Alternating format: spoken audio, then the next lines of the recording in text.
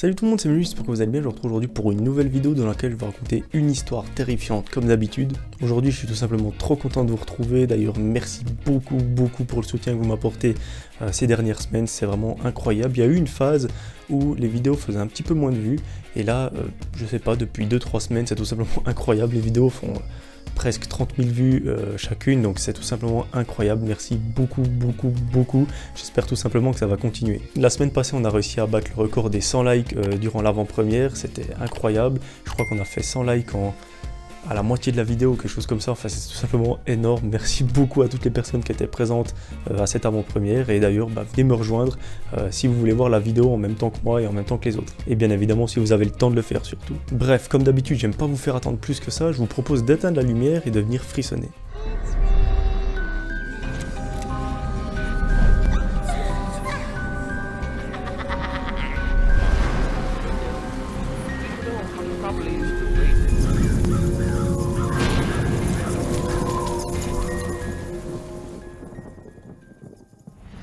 Mes amis, aujourd'hui c'est l'histoire de Jonathan et de son ami. Jonathan nous raconte que l'histoire s'est passée il y a plus d'une dizaine d'années lorsqu'il avait 17 ans et il habitait à cette époque-là aux États-Unis. Cette histoire s'est passée durant les fêtes de Noël et vous allez voir, c'est juste terrifiant. Du moins, j'aimerais pas être la personne qui a vécu l'histoire. À cette époque-là, Jonathan avait 17 ans et il suivait des cours dans un lycée américain. Les parents de Jonathan sont français et du coup ils ont déménagé de la France aux États-Unis pour leur boulot.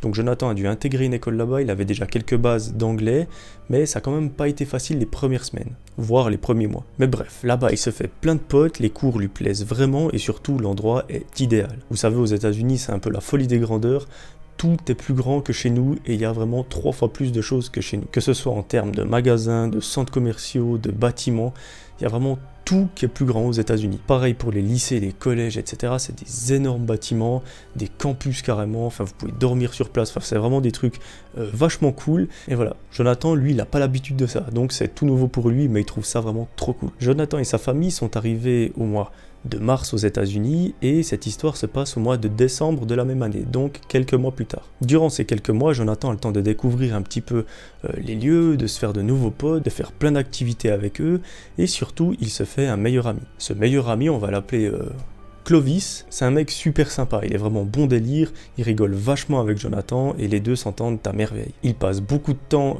l'un chez l'autre et ils font plein d'activités. Ils jouent aux jeux vidéo, ils vont faire du BMX, du skate, du roller, etc. Ils font vraiment plein de trucs ensemble et c'est trop cool. Arrivé à la période de fête de fin d'année, Jonathan nous explique que là-bas, en fait, dans son village, le 23 et 24 décembre au soir, il y a une sorte de petite fête villageoise qui s'organise. En fait, cette fête villageoise est ouverte à tout le monde, tout le village peut aller, que ce soit les enfants, les parents, etc.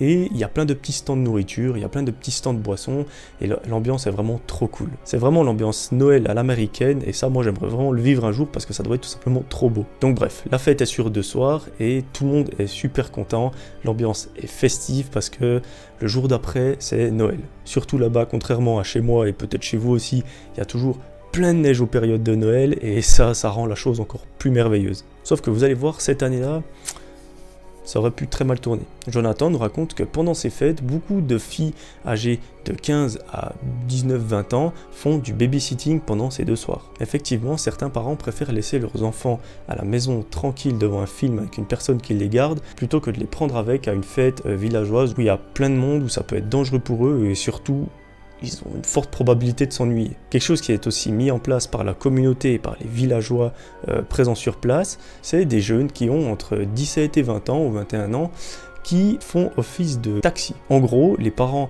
en principe, quand ils vont à cette fête, ils savent qu'ils reviennent complètement atomisés, ils ont vraiment trop bu. Donc, ce qu'ils font, enfin ce que la communauté a mis en place, c'est des jeunes qui font office de taxi et qui prennent ses parents, qui vont les amener à la fête et qui vont les rechercher pour les ramener à la maison. Le jeune conducteur, lui, ne boit pas une goutte d'alcool, donc ça fait qu'il rentre en toute sécurité. Ce jour-là, on est le 23 décembre et ce soir, c'est le premier soir de la fête. Du coup, Jonathan nous explique que lui et son meilleur ami Clovis font office de taxi. Ça leur permet de gagner un petit peu d'argent de poche, de s'occuper et surtout de bien se marrer. Parce que ce qu'ils font, c'est que Clovis a le permis, du coup il conduit la voiture, Jonathan se met sur le siège passager et les couples qu'ils prennent se mettent à l'arrière. Du coup, Jonathan et Clovis sont dans la même voiture, ils passent du temps ensemble et voilà. Du coup, ce jour-là, Jonathan et Clovis se lèvent tôt le matin pour aller faire des courses dans un supermarché. Ils ont quand même envie de profiter un peu des fêtes de fin d'année et de se faire une petite soirée entre meilleurs potes. Du coup, ils achètent plein de trucs, du Fanta, du Coca, plein de petits biscuits, etc.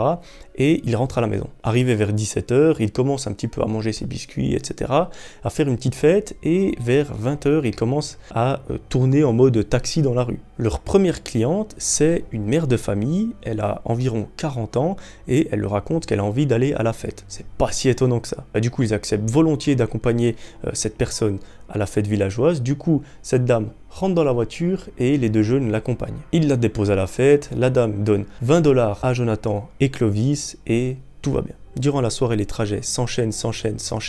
Il amène plein de personnes à la fête, il va en rechercher plein d'autres et il se souvient qu'il a ramené cette femme justement de la fête à la maison. C'était aux alentours de 23h30, minuit, il s'en souvient très bien. Parce qu'ils ont eu des discussions dans la voiture, la femme était très sympa, elle n'était pas forcément bourrée, donc c'était cool. Vers 2h30, 3h du matin, les deux jeunes ont terminé leur service entre guillemets et décident de se mettre dans un coin de la rue pour discuter un petit peu dans la voiture. Là, ils commencent à parler d'un nouveau jeu vidéo qui va sortir dans quelques semaines, donc voilà, ils sont super contents. Lorsque tout à coup, Clovis semble apercevoir quelque chose dans le jardin de la maison où habite la dame qu'ils ont amenée à la fête villageoise. En fait, les deux se souviennent très bien la maison dans laquelle elle habite parce qu'ils l'y ont amenée plusieurs fois durant la journée. Et là, Clovis semble avoir vu dans la nuit, vraiment il fait super sombre, comme une espèce d'ombre bouger. Et Jonathan lui dit, mais écoute, c'est rien, c'est peut-être un animal, on habite à côté d'une forêt, ça peut être un animal, ça peut être plein de trucs, ne te fais pas trop de soucis. Clovis dit, ok, ouais, franchement mec, t'as raison, continuons la discussion, il continue de parler de ce jeu vidéo,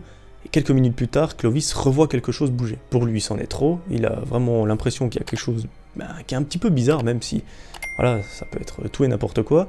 Il dit à Jonathan, mais est-ce qu'on n'irait pas voir dans le jardin, voir si on n'arrive pas à percevoir quelque chose. Jonathan lui dit, mec, écoute, il fait tout nuit, enfin on est quand même dans un village, bien qu'on connaisse les gens, il n'y a pas eu de crime récemment, il n'y en a pas eu même depuis très longtemps, il faut quand même qu'on soit un petit peu vigilant. Mais il lui dit, écoute, on va y aller, on est deux, si jamais on est un petit peu balèze, tu vois, on peut lui rentrer dedans si c'est un mec, on va y aller.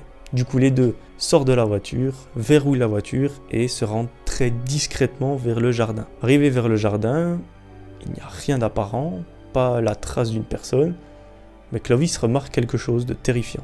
En fait, le jardin donne sur une fenêtre de la maison et des traces de pas sont apparentes dans la neige. Les traces de pas se rendent vers la fenêtre, font comme si la personne regardait par la fenêtre et repartent direction la forêt. Là, les choses commencent un petit peu à changer, les émotions aussi.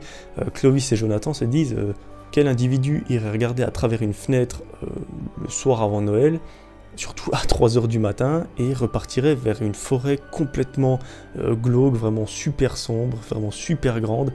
C'est le genre d'endroit où on se promènerait pas seul la nuit. Donc là, Jonathan et Clovis sont pas très bien, ils sont vraiment un petit peu apeurés, et voilà, ils ont pas le sentiment tranquille, quoi. Et là, Clovis et Jonathan se disent, bah écoute, vu que la fête a de nouveau lieu demain, et vu que cette femme nous a dit qu'elle avait envie d'y retourner justement le lendemain, bah, ce qu'on va faire, c'est qu'on va un petit peu plus surveiller sa maison pour voir si on n'arrive pas à percevoir la personne. Aujourd'hui, on va rien faire, on va laisser comme ça, mais si jamais, demain, on sera plus attentif. Du coup, ils s'exécutent, les deux rentrent chez Jonathan parce que Clovis va dormir chez lui. Du coup, arrivé vers 3h du matin à la maison, ils décident de regarder un dernier épisode de leur meilleure série Netflix et ils vont se coucher. Le lendemain matin, c'est de nouveau la même, ils retournent au supermarché faire des courses, etc. pour acheter plein de bouffe, plein de boissons pour qu'ils puissent un petit peu profiter. Et de nouveau, vers 18h30, 19h, 20h, il sort dans la rue faire les taxis, un petit peu en guillemets, pour amener les gens. Il voit à nouveau cette fameuse dame les contacte et leur fait un signe et leur dit bah écoutez, vous m'avez amené hier à la fête, ça s'est super bien passé, merci beaucoup d'ailleurs, est-ce que vous pouvez m'y ramener aujourd'hui et venir me rechercher? Les deux jeunes disent pas de soucis, ça leur fait un petit peu d'argent de poche, donc ils sont vachement contents, mais les deux décident de ne pas parler de ce qui s'est passé la veille, des pas qu'ils ont vus devant sa fenêtre. Ça pourrait peut-être un petit peu la paniquer pour au final peut-être pas grand chose. Donc il la dépose à la fête et il continue d'enchaîner les tournées. Et du coup, vers minuit cette fois-ci, ils vont rechercher cette dame et la ramener à la maison. Cette fois-ci, ils décident de finir leur service un petit peu plus tôt que la veille, vers 1h, 1h30 du matin, et de se reposer au même endroit dans la rue. Cette fois-ci, il n'y a pas de conversation sur un éventuel jeu vidéo. Ils ont les deux les yeux rivés sur la fenêtre de la dame. Au bout d'1 heure, toujours rien. Du coup, les deux décident de sortir de la voiture et de retourner pour voir s'il y a encore les traces de pas. Si personne n'est venu, théoriquement, il ne devrait pas y avoir de traces parce que durant la nuit précédente, il a neigé. Donc ça a tout recouvert. Si vraiment personne n'est venu, il n'y a rien. Sauf que là, de nouveau, ils voient les mêmes traces de pas, donc ça veut dire que la personne a recommencé cette nuit-là. Ils n'ont malheureusement pas pu la voir en flagrant délit, mais ils voient toujours les pas qui continuent vers la forêt. Là, Clovis dit une chose à Jonathan, il lui dit « Mec, on peut pas laisser encore une nuit de plus une personne faire ça, parce que franchement, une personne qui va regarder à ta fenêtre, ses intentions sont pas forcément les meilleures, du coup, il faut qu'on appelle un pote, pour qu'on soit 3 et qu'on aille voir dans cette forêt où mènent les pas. » Jonathan trouve que c'est une bonne idée, du coup ils appellent un de leurs meilleurs potes et celui-ci les rejoint dans les 10 minutes. Heureusement il habite pas si loin donc il a pu les rejoindre assez rapidement. Le groupe de 3 jeunes réunis, ils décident de s'aventurer gentiment dans la forêt, tout en suivant les traces de pas. Au bout de 5 minutes dans la forêt, ils suivent les traces de pas et arrivent à une sorte de cabane. La cabane est dans un piteux état, vraiment elle est détruite, elle est vraiment pourrie de l'extérieur. L'intérieur n'a pas l'air vraiment très propre non plus. À ce moment-là, ils sont équipés de lampes de poche, ils ont quand même pris une sorte de batte de baseball si jamais pour se défendre, et l'un des 3 dit est-ce qu'on irait pas voir dans cette cabane ce qui s'y trouve? Mais là, Clovis tient à rappeler, les mecs, les traces de pas s'arrêtent ici, si ça se trouve, on va ouvrir la porte et il y a quelqu'un derrière. Donc, soyez prêts avec la batte de baseball, on ne sait pas qui c'est, si jamais c'est un mec dangereux, vous mettez votre plus beau home run. Au bout de quelques secondes d'hésitation, Jonathan décide de prendre son courage à 2 mains, met la main sur la poignée et l'ouvre. Et là, les 3 jeunes sont terrifiés, leur sang est vraiment complètement glacé. Ils ne découvrent pas quelqu'un, mais ils découvrent une sorte de cabane, mais qui a tout l'air d'être un endroit où des rituels sont faits, et surtout contre les murs, il y a plein de petites photos. Des sortes de polaroïdes et surtout il y a une sorte de liquide rouge qui s'apparente un petit peu à du sang sur ces photos. Il y a des couteaux, il y a plein de trucs vraiment super dérangeants qui laissent rien de présager de très bon. Du coup, ce qu'ils décident de faire, c'est de sortir immédiatement de cette cabane. Pour eux, c'en est trop, ils en ont déjà trop vu, ils décident d'aller chez la dame, bien que ce soit le milieu de la nuit, et ils vont toquer à sa porte. Bien évidemment, la dame est en train de dormir, du coup, ils insistent derrière la porte. Ils toquent plein de fois. Au bout de longues minutes à attendre dans la peur, parce que peut-être que le mec va surgir derrière eux, enfin, ils ne savent pas vraiment ce qui va se passer, la femme ouvre la porte et les laisse entrer. Les 3 jeunes lui ont dit écoutez madame, on a quelque chose à vous dire, franchement on a vu quelque chose qui peut peut-être vous mettre en danger, est-ce qu'on peut entrer, on va vous expliquer. La femme n'a pas eu peur du tout, elle connaît ces jeunes parce qu'ils l'ont amené durant les 2 soirées à la fête et sont venus la rechercher, donc vraiment ça lui fait pas peur du tout. Tout le monde est assis dans le salon et Jonathan commence à expliquer à la dame ce qu'ils ont vu. Ils disent la première soirée on a vu des pas devant votre fenêtre, on n'a pas voulu vous le dire parce que voilà ça pouvait être tout et n'importe quoi, mais lorsqu'on a vu la 2e soirée qui avait les mêmes pas qui allait vers la forêt, et surtout ce qu'on a découvert dans la forêt, franchement là on a un petit peu des doutes quand même. Clovis a eu un super réflexe, enfin je sais pas si c'est un super réflexe ou non, mais il a eu un réflexe, c'est de prendre une des photos présentes dans la cabane sur laquelle on voit un visage. Et lorsqu'il sort la photo de sa poche, il est juste terrifié parce qu'il n'avait pas fait attention, mais le visage présent sur cette photo, c'est celui de la femme qui est juste en face de lui.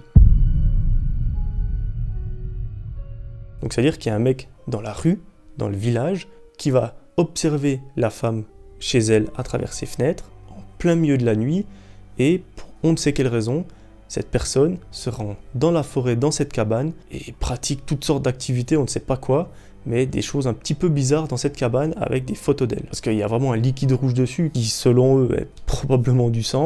Il y a des couteaux, il y a des coups de couteau contre la porte, enfin c'est vraiment un endroit super bizarre. Pour eux, ça les rassure pas trop. Là, la femme est terrifiée, elle dit qu'elle ne sait pas quoi faire. Du coup, Jonathan émet l'idée d'appeler la police. 20 minutes plus tard, la police arrive, mais ils n'ont pas croisé la personne entre-temps. Et là, ils font le coup classique. Madame, restez chez vous en sécurité, fermez bien les portes, fermez bien les volets, les fenêtres, etc. Si jamais il y a quelque chose, vous nous rappelez. Du coup, les policiers repartent et là, les jeunes proposent à la dame de rester dormir chez elle. Parce que si jamais la personne revient en pleine nuit, ils seront 3 personnes de plus à pouvoir aider à protéger cette dame. Ils disent qu'ils dormiront dans le salon, qu'ils se feront tout petits et la dame accepte avec grand plaisir en les remerciant énormément. Les 3 garçons s'installent dans le salon, elle leur a mis les petits matelas, etc. et commencent à s'endormir. Seulement 1 heure après, Jonathan se réveille parce qu'il entend quelque chose gratter derrière les stores de la fenêtre du salon. Son sang se glace, il est terrorisé, il tapote l'épaule de son ami Clovis et de son autre pote pour les prévenir qu'il y a quelque chose qui va pas. Ces deux potes se rendent compte très vite de ce qui se passe et là ils commencent à mettre un plan en place. La femme dort toujours à l'étage mais eux ils ont vraiment envie de choper ce mec pour qu'il arrête de lui faire peur. Ils décident de sortir par la petite porte de derrière et de tout simplement courir sur le mec à trois pour essayer de le choper et de le mettre par terre. Au bout de quelques minutes de planif, ils décident de se mettre devant la porte, de l'ouvrir d'un coup et de courir les trois vers lui. L'homme, tout vêtu de noir et avec une capuche, est pris par surprise et les trois lui foncent dessus et arrivent à le plaquer au sol. L'un d'entre eux remarque qu'il a un couteau dans la poche arrière de son pantalon, il le prend et il le lance super loin pour éviter que ça blesse quelqu'un. Là, les trois garçons maîtrisent le gars, vraiment ils s'asseyent tous sur lui, enfin vraiment le mec ne peut plus bouger, limite respirer. Il lui plaque les mains dans le dos et appelle la police. Au bout d'une dizaine de minutes, la police arrive et interpelle l'homme. Elle l'emmène au commissariat pour voir qui c'est, de qui il s'agit, pourquoi il est là, quelles sont ses intentions, et les trois garçons se rendent au commissariat avec, pour pouvoir témoigner de ce qu'ils ont vu dans la cabane, les traces de pas, etc. Et entre-temps, justement, la dame a été réveillée et mise au courant que voilà, la personne était de nouveau revenue dans son jardin et que cette fois elle grattait les stores. Plus tard dans la nuit, la dame rejoint les garçons au commissariat et elle reconnaît tout de suite la personne. En fait, je vous ai pas tout dit, cette dame est veuve, elle a perdu son mari il y a quelques années, il n'y a pas si longtemps que ça, et depuis qu'elle a perdu son mari, un de ses collègues de travail est fou amoureux d'elle et limite psychopathe. Il n'arrête pas de la stalker sur les réseaux, de lui envoyer plein de messages et apparemment cette fois-ci il a dépassé les limites, il est carrément allé la harceler à domicile. Ça explique les photos de la dame dans la cabane, le mec est complètement obsédé par elle, on ne sait pas ce qu'il fait avec tous ces couteaux, tout ce sang, etc. dans la cabane, on n'en sait rien du tout et vaut mieux pas savoir, mais le mec est complètement absorbé par cette femme, au point d'aller gratter contre sa fenêtre, de l'observer, etc. en plein milieu de la nuit. Du coup, la dame porte plainte contre cette personne, on n'a pas plus d'infos de ce qui se passe par la suite, quelle est la condamnation de cette personne, mais voilà. Jonathan nous raconte que cette dame n'a plus jamais recroisé le gars qui vient gratter à sa fenêtre, qu'elle a quitté son emploi parce qu'elle pouvait tout simplement plus bosser avec lui, c'était tout simplement impossible, et que voilà, depuis cette histoire, les trois garçons ont noué un lien très fort avec cette dame, parce qu'ils ont vécu quand même une histoire assez particulière, et que voilà, cette dame est super sympa, du coup ils gardent très bon contact, et ils se croisent fréquemment dans la rue, parce que le village n'est pas si grand. Mais bon, l'essentiel c'est qu'elles sont en sécurité, que les garçons soient en sécurité, et que le mec, ben voilà, il puisse plus l'attaquer comme il l'a fait jusqu'à maintenant. Au final, Jonathan et Clovis ont bien fait de faire les taxis dans la rue, de suivre un petit peu leur instinct, enfin surtout l'instinct de Clovis, de dire ben j'ai peut-être vu quelque chose dans le jardin, est-ce qu'on n'irait pas jeter un coup d'œil? Ça c'est uniquement l'instinct, parce qu'il aurait pu très bien dire, ben voilà, c'était peut-être un chat dans le jardin, et du coup, ben, on n'y serait pas allé. Du coup voilà, ils ont suivi leur instinct, c'est super d'ailleurs, si toujours, hein, je vous le dis tout le temps, si votre instinct vous dit quelque chose, je pense que vous pouvez y faire confiance. Voilà, c'est la fin de cette histoire et du coup de cette vidéo, j'espère qu'elle vous aura plu. En tout cas, dites-moi dans les commentaires ce que vous en avez pensé. Moi vraiment j'ai adoré parce qu'il y a cette ambiance Noël, cette ambiance nuit, cette ambiance forêt. Vraiment, il y a tous les éléments que j'aime réunis au sein d'une même histoire, donc c'est trop cool. Comme je l'ai dit en début de vidéo, n'hésitez pas à venir me suivre sur Instagram, à mettre votre plus beau like si vous avez aimé la vidéo et à venir me dire ce que vous avez pensé de cette histoire en commentaire. Moi, je vous retrouve très vite promis pour une nouvelle vidéo, peut-être dans le nouveau décor, peut-être pas, surprise. Mais en tout cas, tout ce que je sais, c'est que dans une semaine, il y a une nouvelle histoire. Je vous souhaite une très belle journée, une très bonne soirée, tout dépend de quand vous regardez la vidéo. Je vous fais plein de bisous, c'était Melvin, ciao ciao.